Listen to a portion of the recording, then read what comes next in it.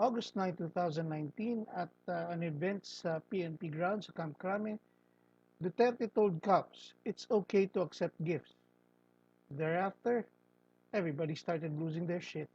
It was easy to catch me with your big brown eyes and the way you smile. I guess that you. Unlike some, um, I have I'm the type to watch the whole thing. You know what he said, what he actually said on video. I don't read it in papers. Then I read the reactions of significant people after what he said.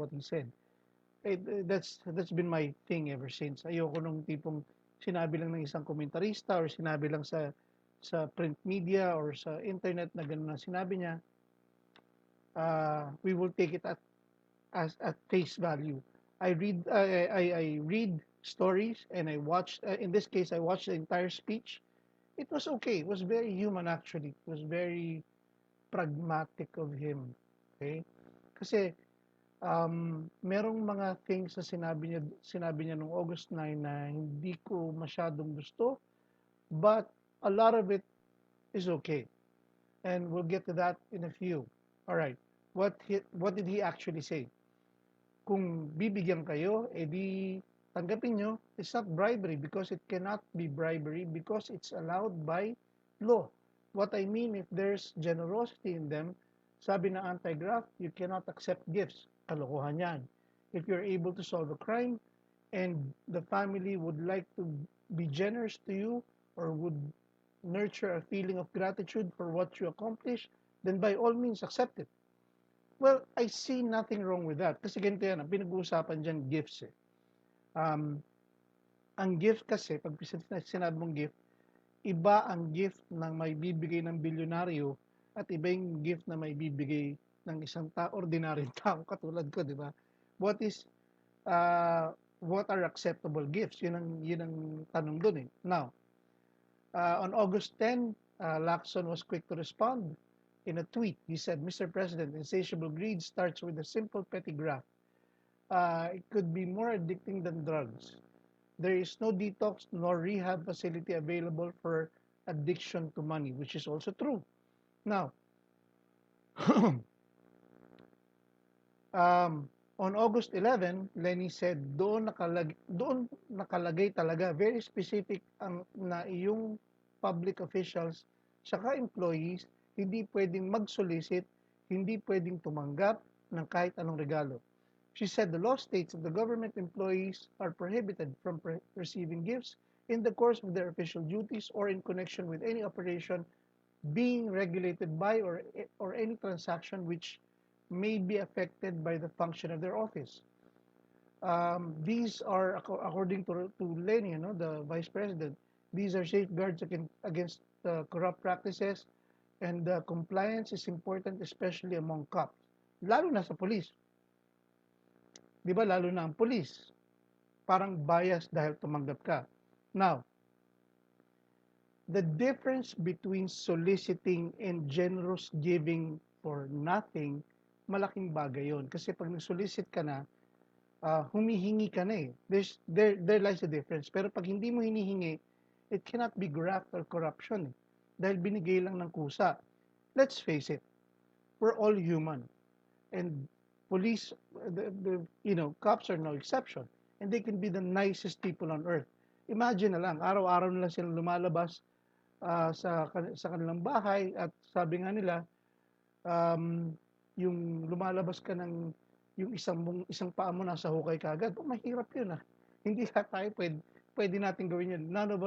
Not all of us are brave enough to actually sacrifice themselves, their time away from their family, their safety. Daily yan, daily.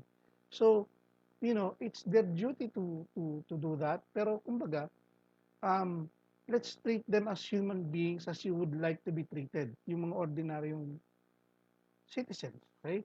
I see nothing wrong with it. Especially kung maliliit na regalo or maliliit na token of gratitude. Iba yon from soliciting. Yung soliciting meron ng at may halaga. Sabi ni Duterte, also temper your greed. Okay? which is also correct.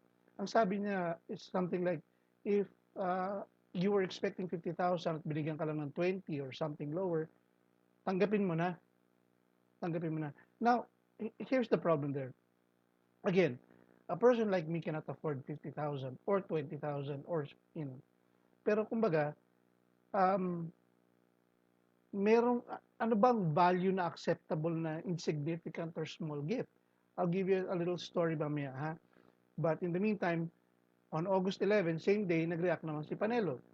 Duterte was referring to Section 14 of Republic Act 1319 or the Anti-Graft and Corrupt Practices Act, which provides the exception.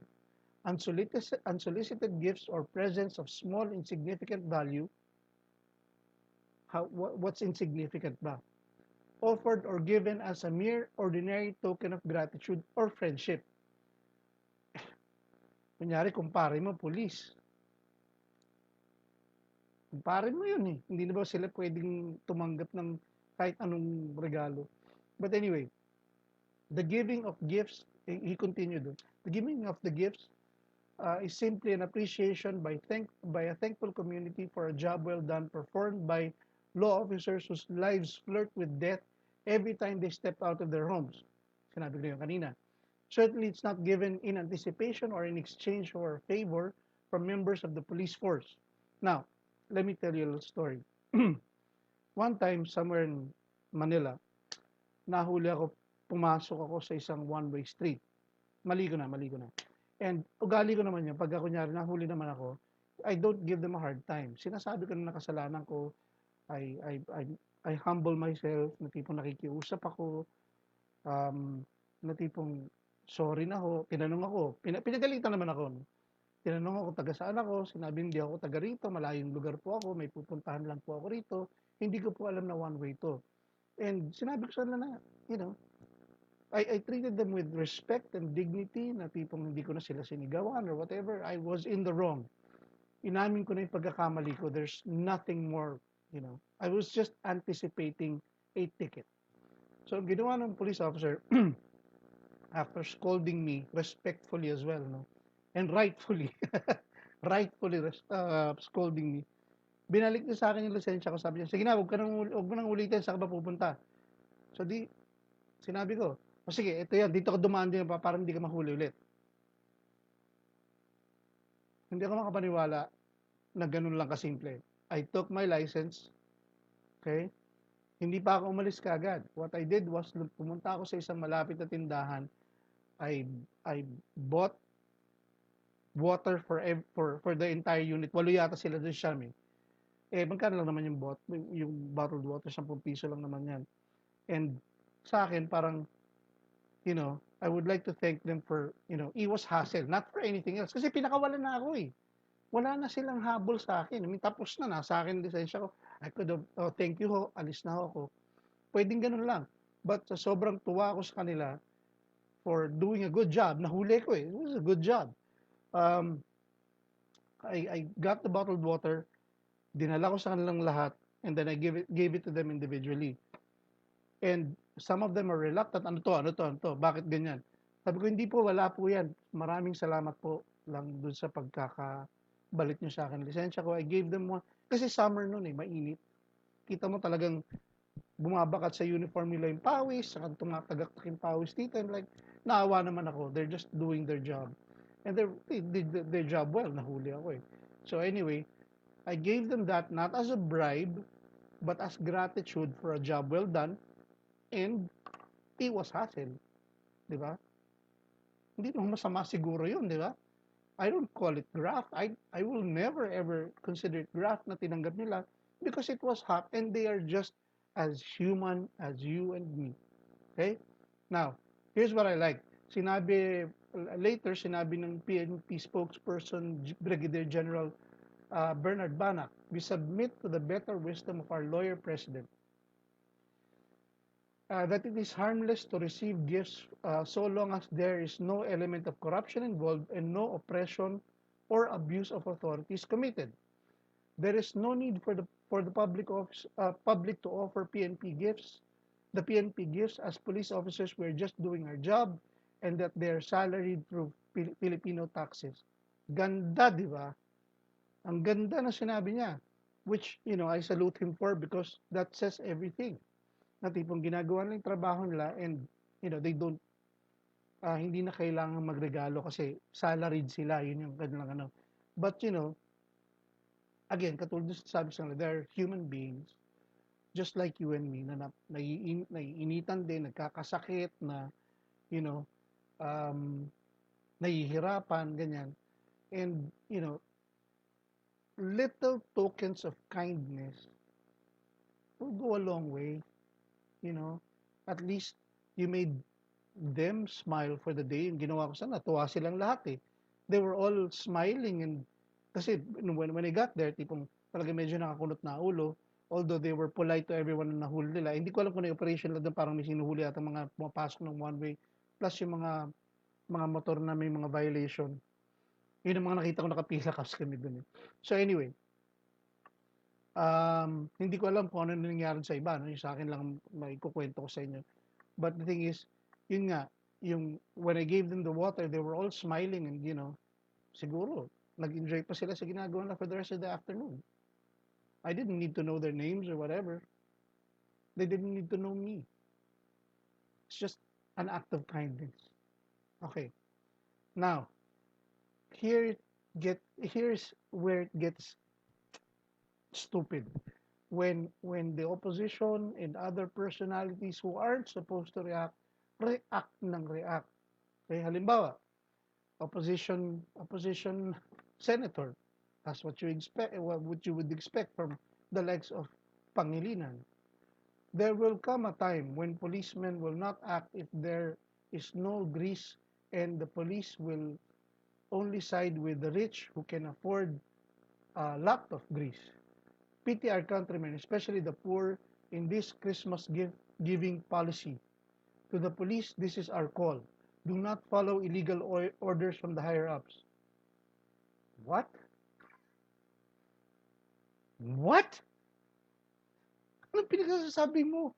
It wasn't an order, for crying out loud.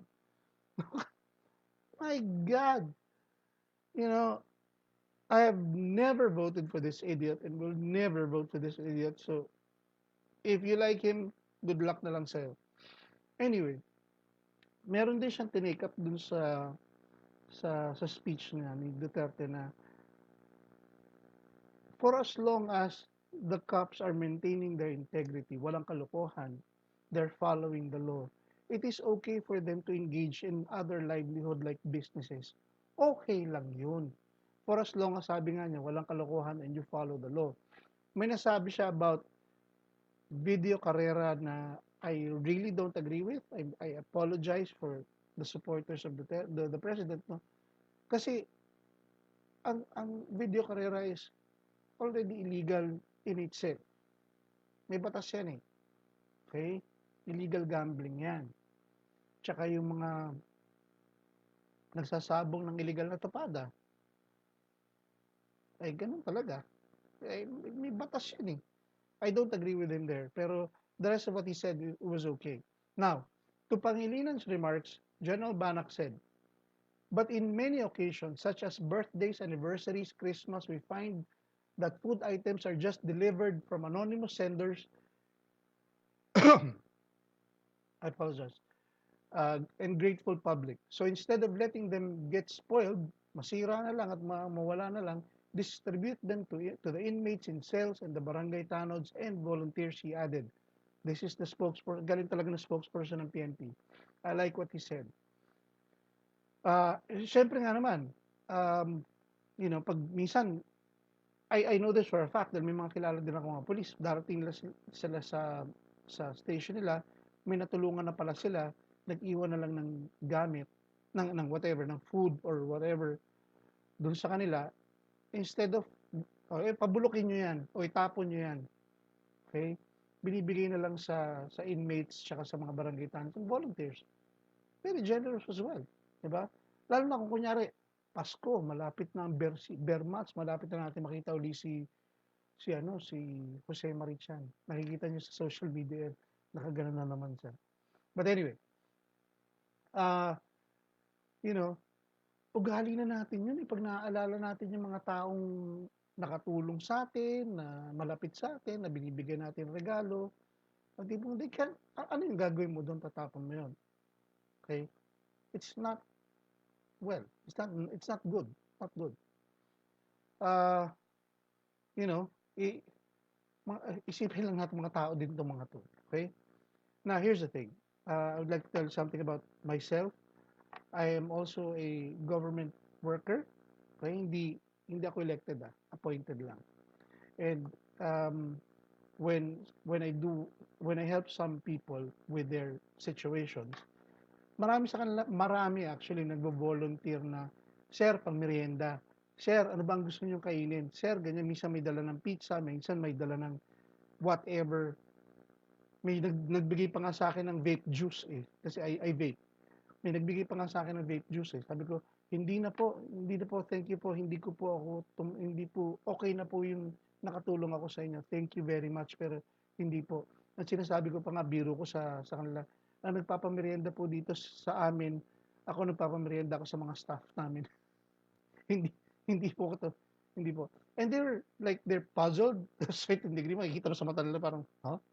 But, you know, yung ganon, na tipong it's a personal choice na pagka inabutan ako for helping some people out, sa akin, I'm just happy helping, and I'm pretty sure 99.99% ng mga PNP are good people as well. Okay? They're very good people as well, and they're just happy to help. I can't count the number of times na natulungan ako ng ating boys in blue in one way or another. Yung kahit kasimple-simple lang na, "Sir, alam niyo ba 'tong kalsadang 'to?" Or, um, "Saan po ba merong 7-Eleven or whatever, or saan po yung building na 'to?" And they help me out. So, treat them well, treat them like, normal human beings, and they will, with respect as well, and they will, sus Mariosep na lang, ang dami natin nakikita diyan ng mga, kahit sinong enforcer, by the way. Yung mga, ang dami natin nakikita diyan, yung mga enforcers na, ini-intimidate at binabastos ng ating mga motorista and stuff. It's like, I really, that should be discouraged. Kasi if you treat them like human beings, they will treat you like human beings. Now, here's another reaction from an administration senator na I really don't like. Senator Bato de la Rosa admitted to accepting lechon and a Lacoste shirt. So, nablur na yung significant amount. Di ba? Sabi pa nga niya, si Presidente ay very pragmatic person, kahit ipagbawal mo yan, magpakatotoo tayo. Huwag masyadong by the book. Hindi po pwede yun, eh. Because if we don't go by the book, if we make our own rules, remember may kasabihan, the laws are only words until followed. Huwag na natin bigyan ng masamang meaning ang pinagsasabi ng Presidente, maging practical lang. Ako, nag-retire ako ng pulis, na inaamin ko na may pamilya talaga na natutuwa sa natulungan ko sila at nasolve ko yung kaso. Kung nasolve mo yung kaso, kung ayaw mong tanggapin. Okay. May delikadesa din ng mga pulis. Natural. I'm pretty sure mataas ang delikadesa ng mga pulis. My goodness. Hindi mo na dapat sinasabi, lumalabo lang usapan. Okay, anyway. Before we close up, I would like to read to you the actual law. Section 3 of Republic Act 3019 of the Anti-Graft and Corrupt Practices Act, the following violation with regard to accepting gifts. The following are violations with regard to accepting gifts. Letter B, directly or indirectly requesting or receiving gifts. Okay? Nagpaparinig. Okay? Requesting, that there lies the difference. Present, share, percentage, or benefit for himself or any other person in connection with any contract or transaction between the government and any other part wherein the public officer in his official capacity has to intervene under the law. Okay? Makikialam siya para lang matulungan ka. Mali yun. Mali yun. In my case, tapos na nga, di ba? Binalik na sa akin yung lisensya ko. So, wala na. It was just out of kindness and generosity. Uh, letter C, directly or indirectly requesting or receiving gifts, presents, or other pecuniary or material benefits for himself or another from any person for whom the public officer in any manner or capacity has secured or obtained or will secure or obtain any government permit, license, or license in consideration for help given or to be given without prejudice to Section 13 of this Act. Okay? Section 14, ito yung exception eh. Section 14 of the law provides unsolicited gifts or presents of small and insignificant value. Kailangan linawin natin yan. Ano ba yung small? Ano ba yung insignificant? Siguro si kay Bill Gates, magbigay ka ng isang Ferrari, siguro insignificant pa sa kanya yun, ordinary. Pero sa akin, bottled water lang eh. Okay. Offered or given as a mere ordinary token of gratitude or friendship.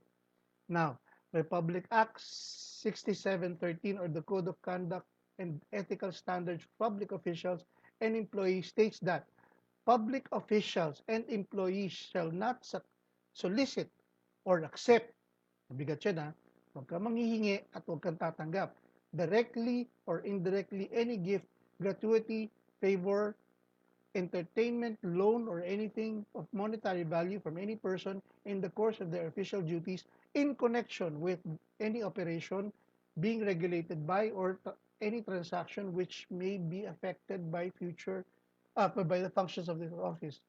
Okay, the reason why merong ganitong klaseng batas is because, yun na nga eh, ano yung insignificant gifts? Ano yun? Okay?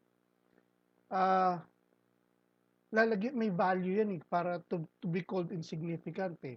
So, para hindi mo na lang isa-isahin kung ano yung significant o hindi, nilahat na. Nilahat na huwag ka na lang tumanggap. And it's,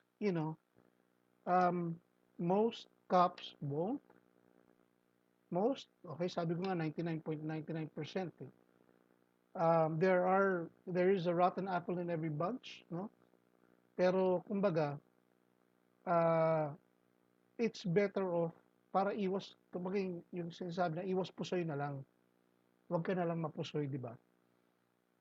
For those of you play cards, na kumbaga, better na huwag ka nang tumanggap kaysa tipong later magka-problema ka pa because of it.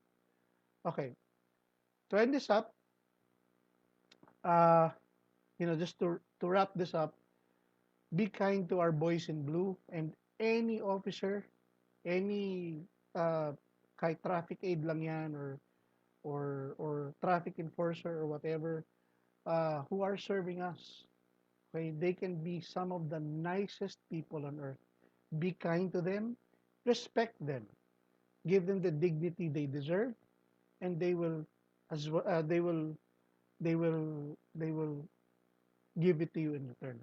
Okay, remember, they are here in service of you.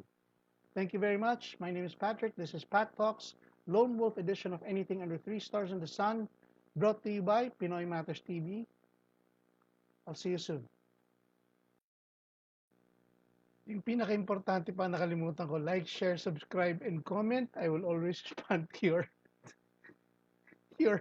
your comments. I hope you like the video and the quality. I'm trying to improve it. And also the audio. Pasensya na kayo doon sa mga past videos ko dahil I'm still trying to figure this out. I hope you like the lighting. I'm experimenting on the lighting na medyo focus lighting natin ngayon. Hindi yung basta parang naka-white lang na gano'n. Okay? Thank you for viewing. It was easy to catch me with your big brown eyes and the way you smile.